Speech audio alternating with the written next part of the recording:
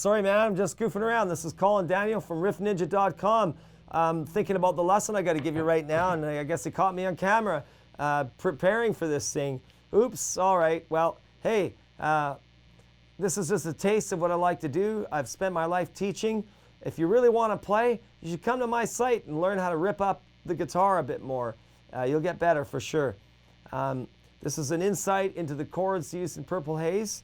Not the intro riff, but the chords, because they're just as important because it's a big part of the song. Now, there's several ways to play this. You can cheat, you can play them simpler. I'm going to kind of go through a few variations. There's quite a few more than that. I don't have time to cover them all, but here's some insight into it. Basically, you're going to use chords based on E, G, and A.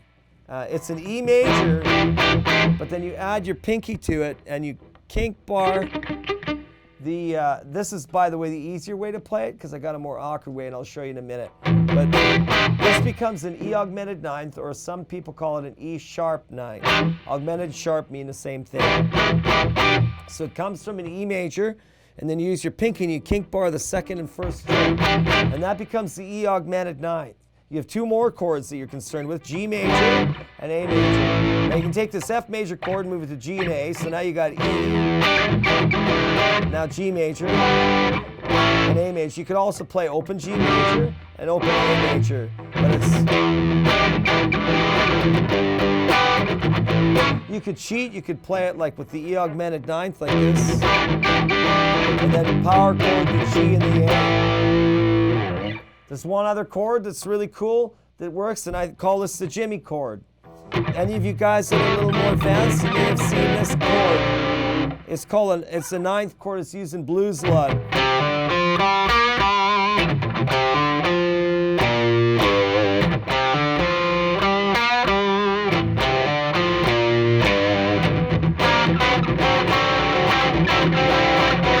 You know, it's got that blues sound to it, right? So now what we've done is we've taken this ninth chord. It's found from your B7th, really, if you've seen an open B7th, but we kink bar the bottom three strings when we move it up. Now the cool thing is when I get to the E position, what Hendrix did was instead of kink barring, he did this. He placed the first finger on the fourth string, and that's 6th fret. The second finger goes on the 5th string, 7th fret. The third finger goes on the 3rd string, 7th fret. And the pinky, which is your augmented ninth, goes on the 8th fret, 2nd string.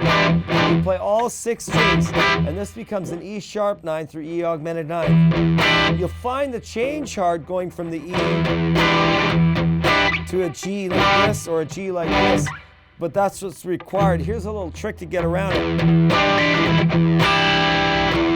I hit the E bass note one time in between.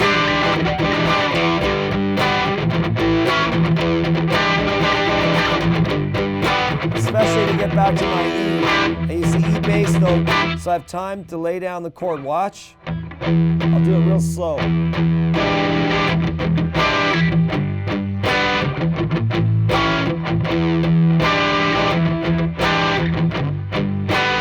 Of course, you can play it like this too. Or like this.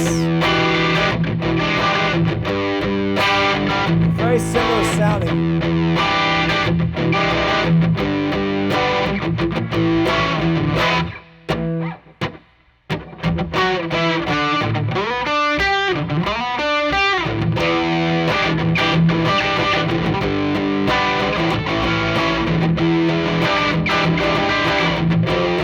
Oops.